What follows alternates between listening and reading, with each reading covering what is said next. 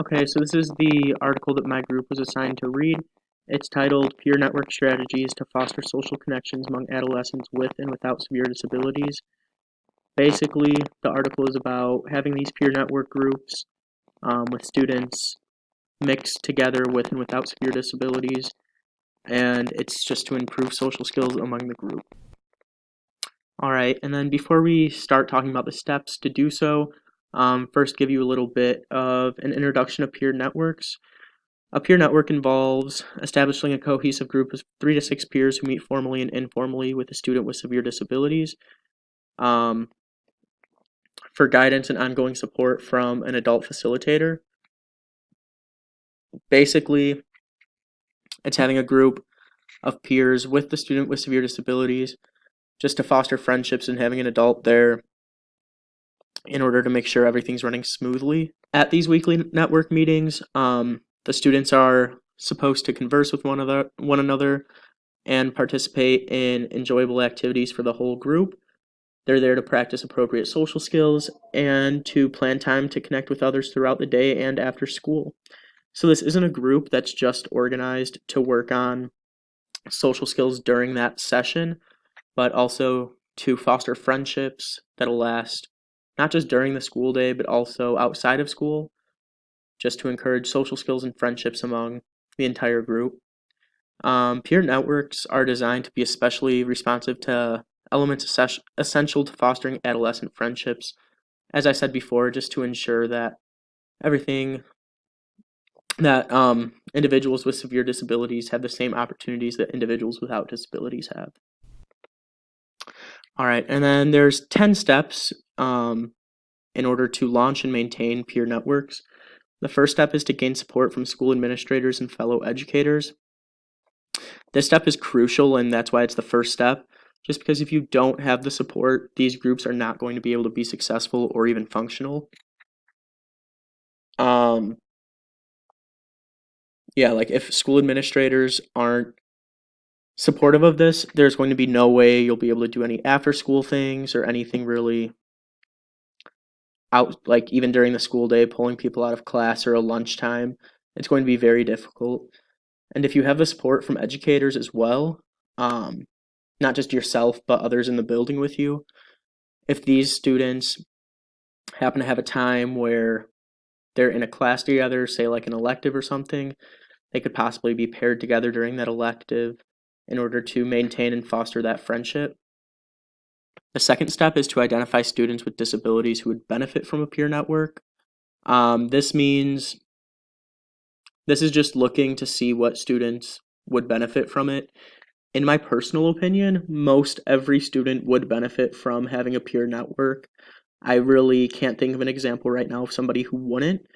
But it's just looking, this step is looking more for who's ready for it socially, because before going right into these peer networks, students should have a variety of background knowledge and have appropriate social skills already. Before then putting these into real life practice. And then the third step is to find a strong peer network facilitator. This is vital too, because if you don't have a strong network facilitator, you're going to be unable to really accomplish anything that you really wanted to during these peer network meetings. A good facilitator would look like somebody who communicates well with others, not just, I know that sounds very like, well, duh, obviously, but it's not just to facilitate the communication among the group, but it's also to facilitate communication back home to other teachers in order to really foster these friendships, not just during that meeting session, but also outside of school. These facilitators should be very motivated and passionate about what they're doing in order to allow them to be the best for the students. The next step is to select and invite peers without severe disabilities. So obviously this is probably going to be a very hard step, especially if the school that you're in does not have any sort of inclusion program built into the school day. So for example, my high school, I worked one-on-one with students during my gym class, and I was actually asked to be part of one of these peer network groups. And then it was all people from my gym class who've worked with the student before. But if you're in a school that doesn't do anything like that, it's going to be very hard to pick out students who would be good for this, since they don't really interact with students with severe disabilities on a regular basis per se, just because a lot of these students are in self-contained classrooms. But it's really important to, during this process, reach out to other educators, to administration and whatnot, just for those recommendations. And then the next step is to determine the timing and logistics of the network meetings. So this is just kind of really working out when this can be done, how it can be done, where it can be done, all of that. Making sure schedules line up, or getting students excused from classes if that's the case, students without severe disabilities, just to make sure it can all work out. And these meetings are going to be weekly, so it needs to be consistent. The next step in this is to orient students to the peer network. Students with severe disabilities, really, a lot of them struggle with change. So this is going to be a big change. It's going to make them uncomfortable, something they've never done before. So it's really good to ensure that these students have a smooth transition, they know exactly what they need to do, and just tell them that, like, this group is here, they're going to be making friends with you, it's nothing scary, but I'm going to be here too in order to help you, support you, all of that. And that's a conversation the facilitator should be having with the student before this group kind of kicks off, just so the student knows why they're doing what they're doing and how they should act and what the goal of it is. The next step kind of goes hand in hand with that, by holding regular network meetings. So the primary goal of these meetings is for students to develop and deepen their relationships with one another through these shared activities, enjoyable for the entire group. So during that time, you're going to need to tell the student that they might need to be making compromises with the group, because not everyone's interested in what they might be interested in. So they might need to find something else to talk about, or another activity to do that they enjoy and that the group enjoys, during each week or bi-weekly, however often this group might happen, just to ensure that the student doesn't get stressed out, none of that happens, and they can transition into this smoothly. And then the next step is to encourage connections outside of weekly meetings. That's definitely a big student part, but the facilitator can help with this by having the students exchange some sort of contact information, whether that be email, phone number.